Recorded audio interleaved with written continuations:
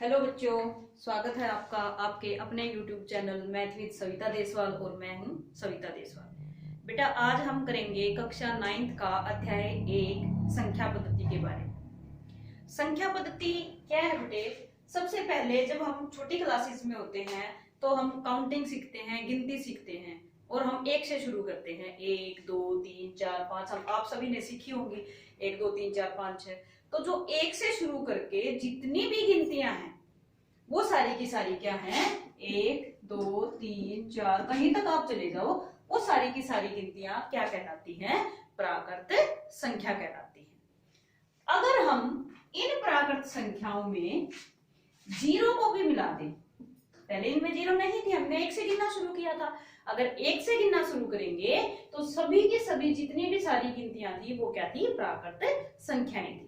अगर हमने इसके अंदर जीरो को भी ऐड कर दिया, जीरो को भी जोड़ दिया, तो ये क्या हो जाएंगी? ये पूर्ण संख्याएं हो जाएंगी, क्योंकि पहले इनमें जीरो नहीं थी तो ये पूर्ण नहीं थी। अब इसमें याद करने का तरीका है ये, अगर जीरो भी जोड़ देंगे तो ये क्या हो जाएंगी?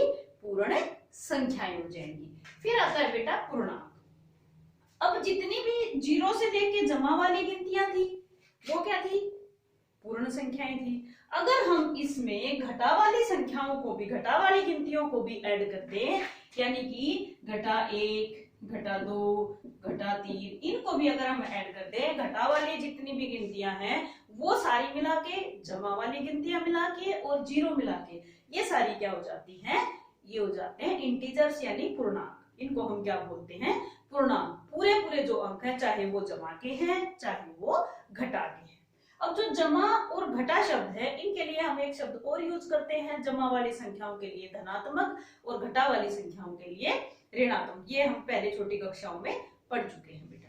और जो प्राकृत संख्याएं होती हैं इनको हम नेचुरल नंबर कहते हैं, इसलिए इसको n से भी डिनोट किया जाता है, n से भी प्रदर्शित किया जाता है। हम इसको याद रख सकते हैं, नेचुरल नंबर से n याद कर सकते हैं। फिर आ जाता है हमारी जो पूर्ण संख्याएं थी, इनको हम इंग्लिश में होल नंबर्स कहते हैं, इसलिए इसको W से भी याद रख सकते हैं। पूर्णांक जो है वो, इसको हम Z से डिनोट करते हैं, Z से प्रदर्शित करते हैं। उसके बाद आता है बेटा आपका परिमेय संख्याएं। अब हम परिमेय संख्याएं किसको कहते हैं? जिन संख्याओं को हम P बटे Q के रूप में लिख सकते हैं, P बटे Q के रूप में लिख सकते हैं, और जो Q है वो जीरो के बराबर नहीं होना चाहिए। P और Q दोनों पूर्णांक होते हैं। P और Q जो दोनों होते हैं वो क्या होते हैं? पूर्णांक होते हैं। बेटा भिन्न और परिमेय संख्या में यही अंतर होता है कि जो भिन्न होती है हमारी, वो हमारी कभी भी माइनस में नहीं होती। उसमें जो हमारे P और Q जो होते हैं वो प्राकृत संख्याएं होती हैं, लेकिन जो परिमेय संख्या होती है उसमें हमारे P और Q जो है वो पूर्णांक होते हैं। पूर्णांक जो होते हैं वो धनात्मक भी होते हैं और ऋणात्मक भी होते हैं। इसलिए जो भिन्न और परिमेय संख्या में कई बच्चों को कंफ्यूजन होता है कि परिमेय संख्या को भी हम P बटे Q के रूप में लिखते हैं, जैसे 2 बटे 3 है, ये हमारी भिन्न भी है और परिमेय संख्या भी है, क्योंकि दोनों प्लस के हैं। लेकिन अगर हम इसको घटा 2 बटे 3 लिखते हैं तो ये क्या होती? ये हमारी परिमेय संख्या तो है लेकिन भिन्न नहीं है। क्यों? क्योंकि भिन्न के लिए 2 और 3 दोनों को क्या होना चाहिए था? प्राकृत संख्या होना चाहिए था। लेकिन यहाँ पे क्या है? ये दोनों, ये पूर्णांक है, ये भी पूर्णांक है। ठीक है, तो ये फर्क होता है पूर्णांक भिन्न और परिमेय संख्या में। तो परिमेय संख्या हम किसको कहते हैं? जिस संख्या को हम P बटे Q के रूप में लिख सके और Q जो है वो जीरो के बराबर नहीं होना चाहिए। P और Q दोनों पूर्णांक होने चाहिए। उसके बाद आता है बेटा अपरिमेय संख्याएं। अब अपरिमेय संख्याएं हम किसको कहते हैं? अपरिमेय संख्याएं होती हैं जिस संख्या को हम P बटे Q के रूप में नहीं लिख सकते। अब आप सोचेंगे कि ऐसी भी कौन सी संख्याएं हैं जिसको हम P बटे Q के रूप में नहीं लिख सकते? जैसे बेटा अगर ये होता 0.2378 ये है, अब ये क्या है? इसको हम P बटे Q के रूप में लिख सकते थे। जैसे पॉइंट हटाएंगे तो 2 3 7 8 और पॉइंट की जगह 1 आ जाएगा, क्योंकि पॉइंट के पीछे 4 अंक थे तो हम 4 जीरो लगा देंगे। दूसरा, अगर ये होता 2 3 2 3 2 3, बार बार ऐसे ऐसे आता रहता 2 3 2 3 जीरो पॉइंट के बाद, तो हम इसको लिख सकते थे 0.23 और बार बार का मतलब क्या था कि 2-3 जो है वो बार बार रिपीट हो रहा है, इसलिए 2-3 2-3 2-3 हम कब तक लिखते रहेंगे, आगे है डैश डैश डैश। तो 0.23 के ऊपर हम बार लगा देते हैं कि ये 2-3 बार जो है अनिश्चित काल तक रिपीट होता रहता है। तो जो एक ही संख्या बार बार रिपीट होती रहती है, वो चाहे नॉन एंडिंग हो यानी खत्म नहीं हो रही है, तो भी हम उस संख्या को p बटे q के रूप में लिख सकते हैं और वह संख्या भी हमारी परिमेय संख्या में ही काउंट होती है। लेकिन अगर कोई संख्या न तो खत्म हो रही हो और न ही रिपीट हो रही हो पॉइंट के बाद, तो उस संख्या को हम p बटे q के रूप में व्यक्त नहीं कर सकते। जैसे अगर हमारे पास ये होता 0.3 7 8 6 4 कुछ भी लिख दो बेटा और फिर डैश डैश आ जाता है। इस डैश डैश का मतलब है कि ये संख्या जो है इसी तरह से चलती रहेगी और कभी भी जो है वो खत्म नहीं होगी। तो उस संख्या और न ही कोई भी संख्या जो है इसमें बार बार रिपीट हो रही है, तो इस संख्या को हम p बटे q के रूप में व्यक्त नहीं कर सकते और ये क्या हो जाएगी, हमारी अपरिमेय संख्या हो जाएगी।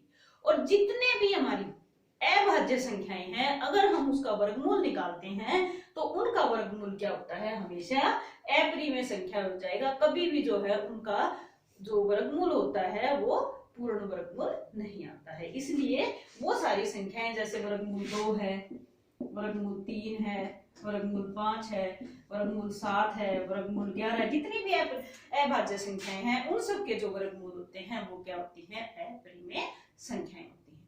तो अपरिमेय संख्याएं कौन सी होती हैं बेटा, जिसको हम p बटे q के रूप में नहीं लिख सकते।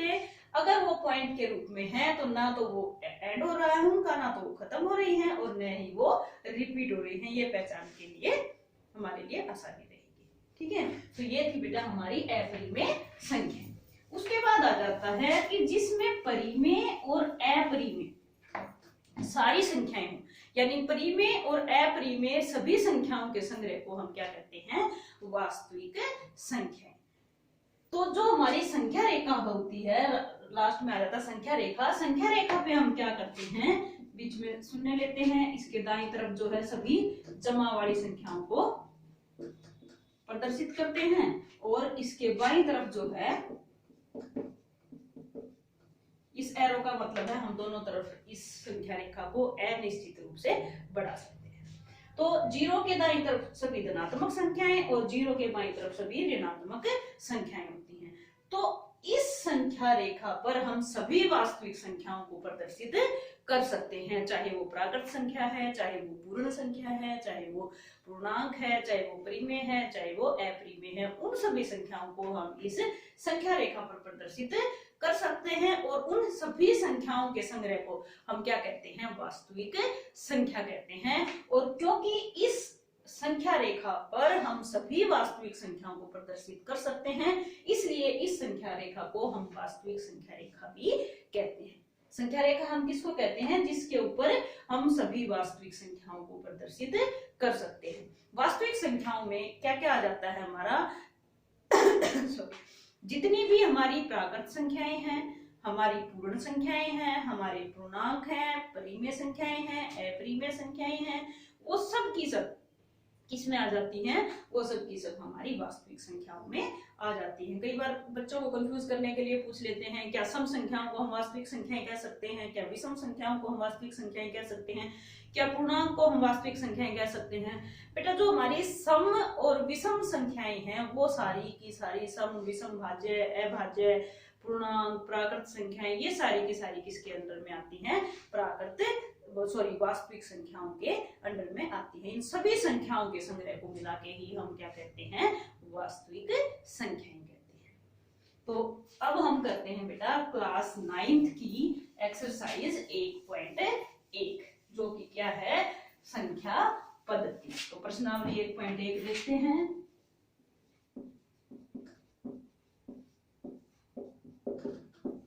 तो प्रश्नावली 1.1 का पहला ही क्वेश्चन है, क्या शून्य एक परिमेय संख्या है, क्या इसे आप p बटे q के रूप में लिख सकते हैं, जहां p और q पूर्णांक है और q जो है वो शून्य के बराबर नहीं। तो बताइए बेटा क्या शून्य परिमेय संख्या है। अब हम शून्य को क्या लिख सकते हैं, शून्य को p बटे q के रूप में क्या हम लिख सकते हैं, बिल्कुल लिख सकते हैं। हम शून्य को 0/1, 0/2, 0/3 या 0 कुछ भी संख्या अगर आप लिखोगे, 0 जैसे मैंने 50 लिख दिया, तो भी वो उसका मान क्या रहेगा, शून्य ही रहेगा। शून्य के बटे में आप कुछ भी लगा दोगे उसका मान शून्य ही रहेगा। तो इसलिए अब शून्य क्या था, शून्य भी हमारा पूर्णांक था और एक भी जो है वो हमारा पूर्णांक है। तो हमारी शर्त क्या थी परिमेय संख्या की, कि जिस संख्या को हम p बटे q के रूप में लिख सकते हैं, तो p ये हो गया, q ये हो गया, और जिसमें q जो है वो शून्य के बराबर नहीं होना चाहिए। तो नीचे वाली संख्या तो हमारी शून्य के बराबर नहीं है ना, तो क्योंकि ये परिमेय संख्या की सभी शर्तों को पूरा करता है शून्य, तो इसलिए हम शून्य को परिमेय संख्या कह सकते हैं। इसको हम p बटे q के रूप में लिख सकते हैं।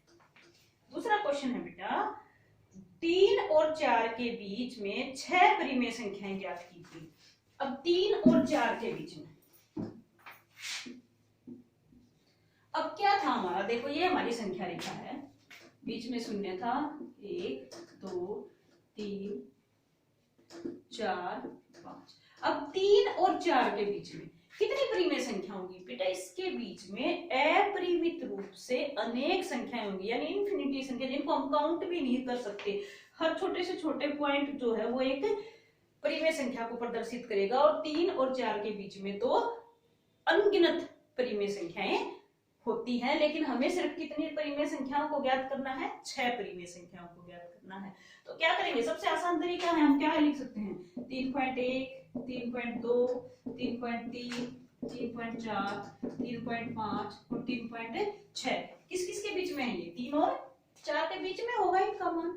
और 3.1 क्या है, एक परिमेय संख्या है। क्यों है ये परिमेय संख्या, क्योंकि हम इसको लिख सकते हैं 31/10, इसको लिख सकते हैं 32/10, 33/10, 34/10, 35/10 और 36/10 हम इसको लिख सकते हैं। तो ये जो संख्याएं होंगी ये सारी किसके बीच में है, ये 3 और 4 के बीच में है। चाहो तो आप सिर्फ 3.1 और भी बीच में करोड़ों संख्याएं हम इसके बीच में ज्ञात कर सकते थे। अब इसको काटना चाहो तो आप काट लो, क्या हो जाएगा, 2 से काटेंगे, 2 पंजे 10, 2 एकम 2, 2 छिके 12, ये नहीं कटेगा, इसको ऐसे रहने दो, 2 एकम 2, 2 सत्ते 14 और 2 पंजे 10, 5 सत्ते 35, 5 दूनी 10 और भाई 2 एकम 2, 2 अट्ठे 16 और 2 पंजे 10। तो ये जो संख्याएं हो जाएंगी 31/10, 16/5, 17/5 और 7/2 और 18/5। ये क्या है, ये 3 और 4 के बीच में 6 परिमेय संख्या है। और कोई जरूरी नहीं है कि आप इन्हीं को ज्ञात करो, आप दूसरी ज्ञात कर सकते थे। आप 3.11 3.12 3.13 3.14 वो भी ज्ञात कर सकते हैं। कितनी भी हमारे पास इसके तरीके हैं बीच की संख्याएं ज्ञात करने के, यानी जो संख्याएं हमारे पास है उनका मान 3 और 4 के बीच में होना चाहिए और वो परिमेय होना चाहिए। तो सबसे आसान तरीका यही है कि 3.1 से लेके 3.6 तक सारी की सारी 3 और 4 के बीच में भी है और सारी की सारी परिमेय संख्याएं भी हैं। अब अगला है बेटे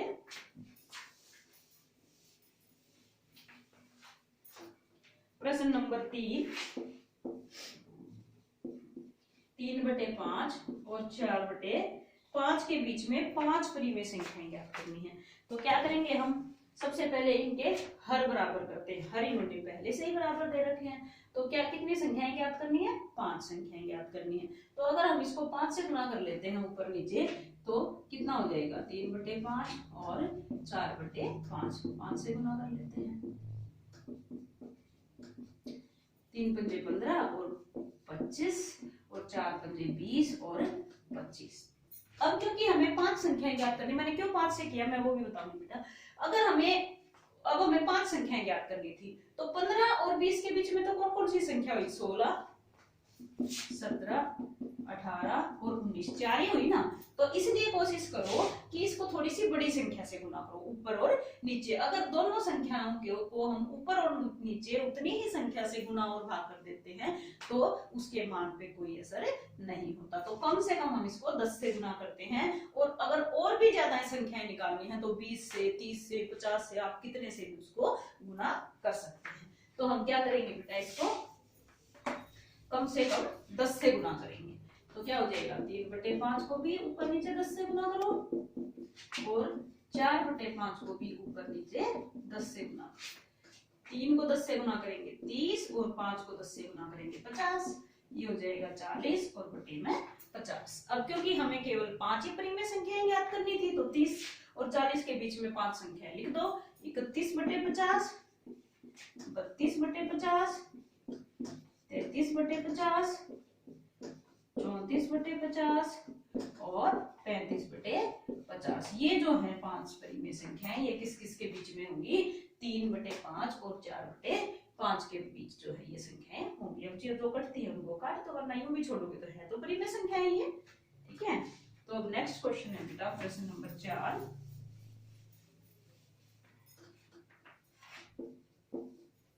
प्रश्न नंबर 4 है, नीचे दिए गए कथन सत्य हैं या असत्य हैं, कारण के साथ उत्तर दीजिए।